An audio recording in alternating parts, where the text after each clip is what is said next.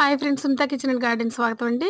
Friends, ఈ రోజైతే నేను మీకు ఎంత టేస్టీగా రుచిగా ఉంటే కాకరకాయ కారప్పొడి సింపుల్ గా చూపిస్తానండి.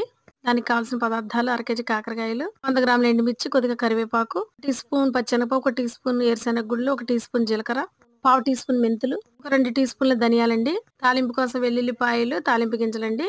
ఇప్పుడైతే ఇవన్నీ మూగుట్లో వేసుకొని మనం ఒకదాని తర్వాత ఒకటి వేపేసుకోవాలండి. వేపేటప్పుడు లైట్ గా ఆయిల్ వేయాలి. ఇప్పుడైతే కాకరకాయలు శుభ్రంగా కడిగి చక్రాల్లా కట్ చేసుకొని అందులో ఉన్నటువంటి గింజలు తీసివేయాలండి. ముందుగా మనం వేపిన మిశ్రమాన్ని మిక్సీ జార్లో వేసుకొని వెల్లుల్లిపాయలు, ఉప్పు వేసి కారపొడి పట్టేసుకోవాలండి. తర్వాత పొయ్యి మీద మూకుడు పెట్టి అందులో ఆయిల్ వేసి ఆయిల్ వేడెక్కిన తర్వాత కాకరకాయ ముక్కలు ఫ్రై చేసుకోవాలి. తర్వాత అదే పాన్లో ఆయిల్ వేసి ఎండుమిర్చి, వెల్లుల్లిపాయలు, పోపు దినుసులు, కరివేపాకు వేసి పోపు పెట్టుకోవాలండి.